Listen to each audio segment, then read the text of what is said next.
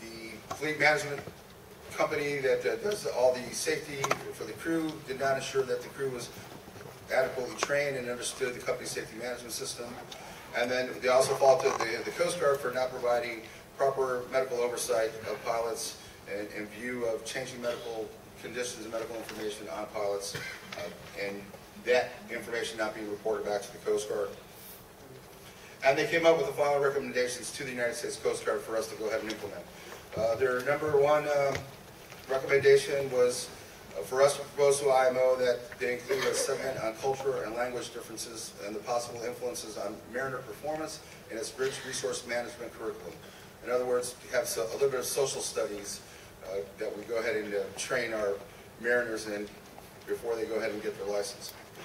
They asked us to revise our VTS policies regarding VTS communications and vessels. What the San Francisco VTS had traditionally done is they would do voice communication with the pilots, with the pilot's number as a means of communicating rather than calling out the vessel name, which is a very common and customary between the VTS and the pilots, and it was always an effective means of communication. However, left out the vessel master if he was not aware of who the pilot number was, and doing various voice communications, and particularly when you had a language difference, that possibly contributed to the ineffective communication that was happening both on board the vessel and through the VTS.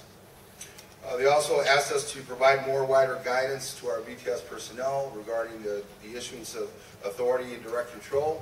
There was some debate on whether or not the Coast Guard had the authority to exercise to take direct control of the vessel, which we do have in the United States, and whether we properly exercised or did not exercise that control in this particular incident.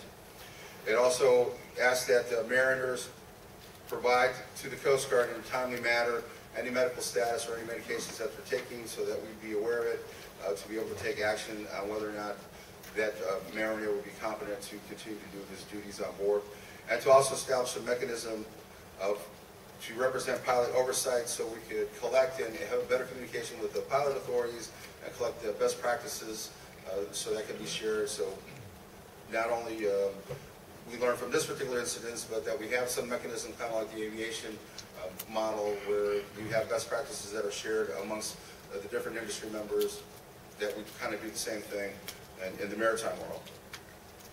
Some additional National Transportation Safety Board recommendations were to the fleet management company to obviously ensure that their crews knew what the safety procedures were, and also to ensure that the manuals that they produce for their crews are in the languages that the crews can understand. This was predominantly Chinese crew, but most of the manuals were in English, and so that was a contributing factor. And then they also recommended to the American Pilots Association, which represents pretty much all the pilots in the United States, to educate their members of this accident and to remind pilots that the traditional pilot cards that we use in the United States to communicate with the bridge team, that there should be a little bit more proactive communications between the pilots and the masters to go ahead and ensuring that the bridge team knows exactly what the intents are for that particular voyage.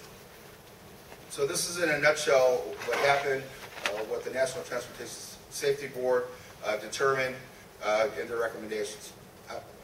As within all accidents, there's always many contributing causes, and there's many opinions to be had, and I'm not going to debate here whether these opinions are correct or not, but what I'd like to go ahead and highlight to you what did come to light in the investigation, what got me involved in the investigation, is that we're now in this brave new world of digital navigation. As we all know, post the 2000 amendments to SOLAS, all nav equipment on board vessels is standardized and uses digital sentences that are standardized amongst the industries, which allow for the ability to transmit a lot of information in very concise digital sentences, but allows the sharing of that information, and most of this information is via open protocols, which means that everybody has access to this information. And that will be important, and it was important in this particular investigation. Traditionally, the VTSs would be the only entity that would have a picture of what happened, because we're the only ones who had the tools to be able to show the collision, or at least hopefully have a recording of the collision. And so that information would be the truth, the gospel truth, because there was nothing there to refute what the VTS screens showed and what the VTS recordings had of the particular incident, because there was no other evidence out there other than the paper charts or maybe the electronic charts that were used on board the vessel.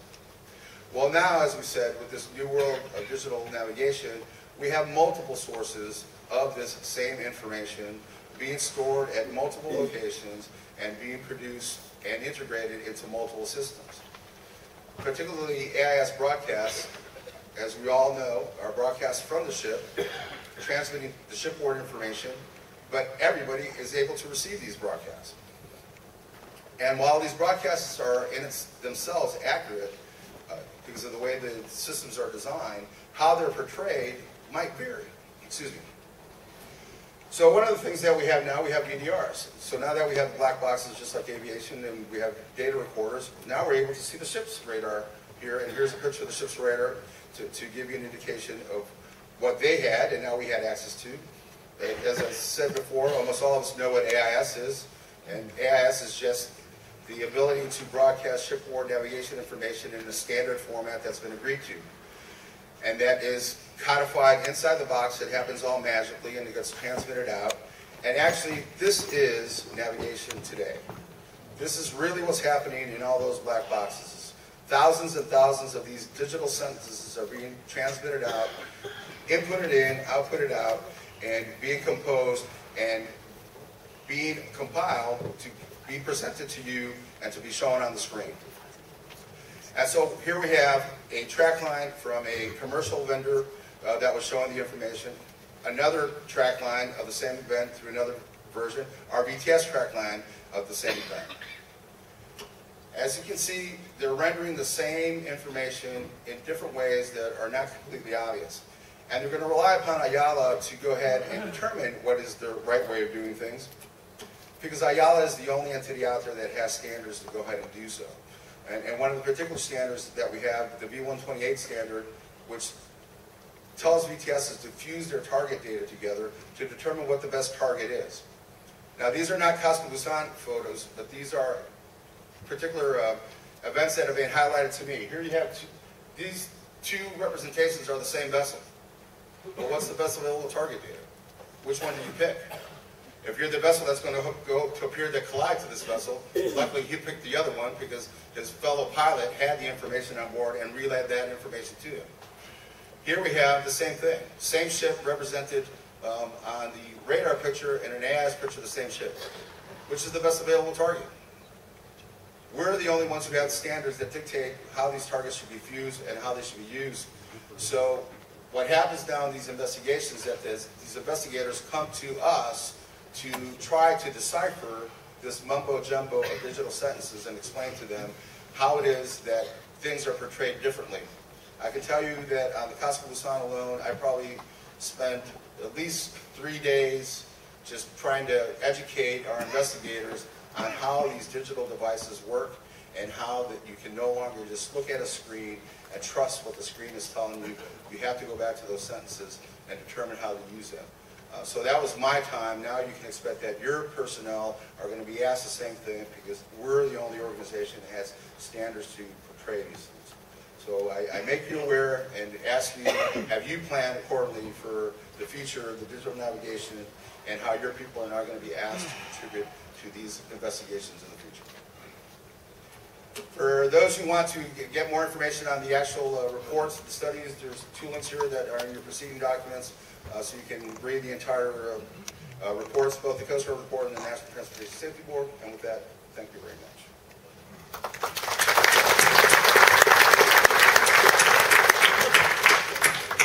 Well, thank you. He sets the scene so well. And now we look at what might be opportunities for technological solutions to the accidents and near misses. Our next speaker is Dr. Nick Ward, Research Director for the General Lighthouse Authorities in the UK, with responsibilities for radio navigation, communications projects, including e-navigation, and he's Vice Chairman of the IALA e-navigation committee. Nick's going to talk to us about collision avoidance in the e-navigation environment. Thank you, Chairman. Good morning, ladies and gentlemen. E-navigation is the future digital concept for the maritime sector. Larger and faster ships, greater congestion, reduced manning levels, have all provided the impetus for